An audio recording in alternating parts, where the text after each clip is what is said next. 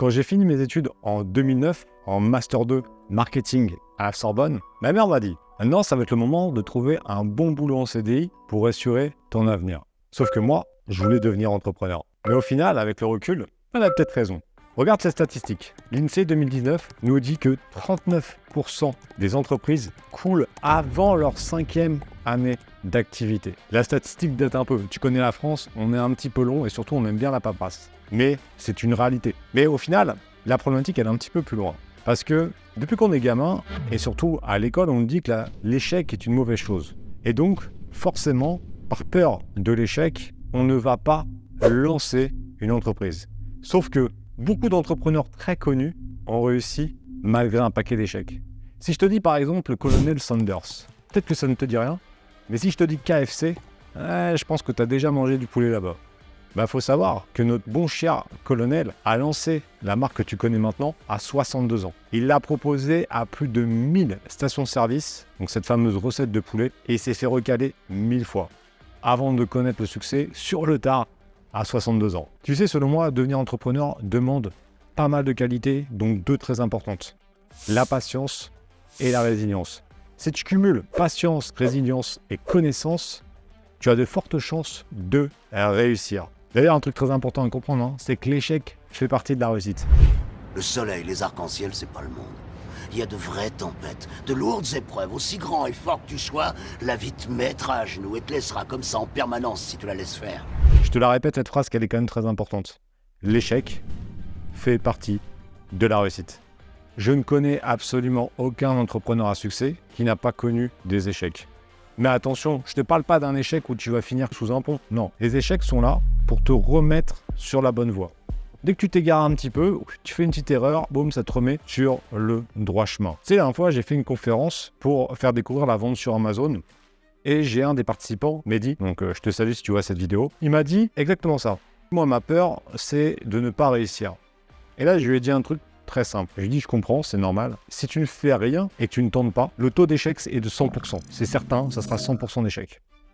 Maintenant, tu vas lancer. Est-ce que tu feras des erreurs? Certainement, mais tu ne seras pas un taux d'échec à 100%. Bon, en tout cas, tu as plus de probabilité de réussir que si tu ne fais rien. Ça, c'est un bon état d'esprit. Ce qui compte, c'est pas forcément de voir l'échec, mais c'est surtout d'être bien armé. Il faut savoir qu'avec des bonnes connaissances, une bonne méthodologie, de la résilience et de la patience, en tout cas dans la vente sur Amazon, un des éléments que je connais quand même le mieux en des business sur Internet, tu peux réduire le risque à 5%. Tu ne peux pas t'assurer que ça va marcher avant d'avoir lancé le produit. Mais en tout cas, même avant d'avoir lancé, tu peux réduire le risque à 5%. Et ça, je l'ai quand même vu avec énormément de personnes qu'on a formées. À la fin de mes études, je me suis dit, de toute façon, il faut que je tente. Parce que l'inaction d'aujourd'hui nourrira les regrets de demain.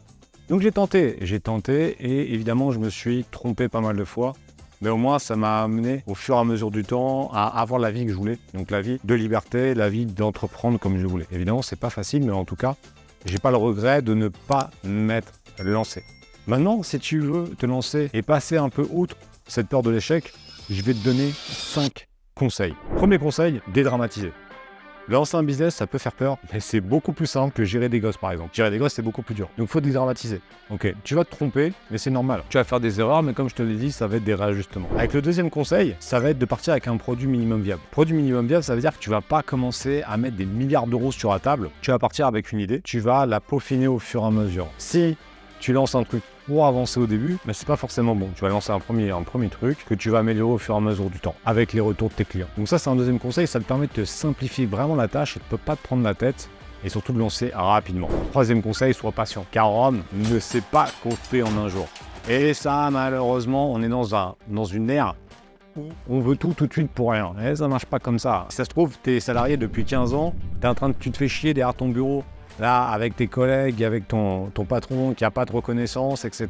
Tu as envie d'un nouveau challenge? Ouais, mais d'un autre côté, peut-être laisse-toi 1 an, voire 2 ans sur ce challenge, sur ce projet qui peut réellement te faire changer radicalement de vie, mais n'abandonne pas au bout de 15 jours. Alors que ça fait 15 ans que tu te fais chier en tant que salarié. Donc au bout d'un moment, il faudra une certaine mesure aussi. Donc ne sois pas trop impatient. Conseil numéro 4, je l'adore, n'écoute pas ceux qui n'ont pas fait ce que tu souhaites faire. Tu sais, dans ce pays, il y a tout le monde donne son avis sur tout. Et quoi que tu fasses, on va te dire « Ah mais t'aurais pas dû faire comme ci, t'aurais pas dû faire comme ça. Moi, j'aurais pas fait ci, j'aurais pas fait ça. » Vrai ou pas vrai, tu pourras me le mettre en commentaire. Mais au final, combien de personnes ont lancé un business sur Internet? Combien de personnes ont fait de l'immobilier?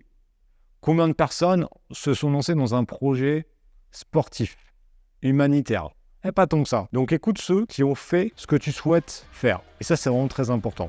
Les autres, aucun intérêt. Si tu veux faire de l'immobilier, n'écoute pas quelqu'un qui n'a jamais fait d'immobilier. Pareil pour la bourse, pareil pour un business sur Internet. C'est pour ça que si tu veux faire un business sur Internet et encore plus du e-commerce, tu t'abonnes à la chaîne. Moi, je le fais depuis 2009. Dernier conseil, et il est aussi très important, sois coachable. Ça veut dire quoi être coachable? Ça veut dire d'écouter les remarques, les critiques constructives. Il y a trop de personnes qui ont franchement des têtes de cons. Je suis désolé de le dire, mais c'est ça. Moi, des fois, ça m'arrive. Tu vois, nous, ça fait depuis 2018 qu'on forme des gens dans la vente sur Amazon. Et des fois, ils font pas la méthode que je leur apprends. Et je leur dis, mais quoi vous ne faites pas la méthode? Ah mais on voulait tester par notre propre méthode. Mais je lui dis, vous êtes des pimpins, les gars. Vous achetez un programme, vous achetez 15 ans d'expérience d'un mec qui a fait des millions sur Amazon. Toi, t'as pas d'expérience, pourquoi t'inventes tes méthodes? Dans la plupart des cas, tu vas perdre de l'argent. Et à chaque fois, c'est ça, parce qu'ils font les conneries que je leur apprends à éviter. Donc, sois coachable dans tous les domaines. Et même quand tu as, et là, si tu regardes la vidéo et que tu as déjà eu des résultats dans certains autres domaines, c'est pas grave. Sois coachable dans le nouveau domaine. C'est comme ça que tu vas progresser. Je te prends un exemple concret. Moi, je fais du CrossFit. Et d'ailleurs, on a fait une vidéo sur les niches de CrossFit que je te remets là-haut. Moi, j'ai pris une coach et je l'écoute. Et je progresse parce que je l'écoute. Et dans tous les autres domaines que je connais pas, je prends des coachs. Parce qu'au moins, ça fait gagner du temps. Donc maintenant, j'espère qu'en tout cas, cette vidéo t'a aidé à sortir un petit peu la tête de l'eau sur cette peur de l'échec. C'est normal d'avoir peur. Mais comme dans 95% des choses dont tu as peur dans la vie, il faut savoir un truc. C'est que ça n'arrivera jamais. Donc, fais-le. Parce que comme je te dis dans cette vidéo, et ça c'est une phrase que j'aime beaucoup, l'inaction d'aujourd'hui nourrira tes regrets dans quelques mois ou dans quelques années. Donc maintenant, passe à l'action. Donc tu peux t'abonner à la chaîne, mets-moi en commentaire quelles sont tes peurs, pourquoi tu ne t'es pas encore lancé. Et on se retrouve très bientôt. Bye.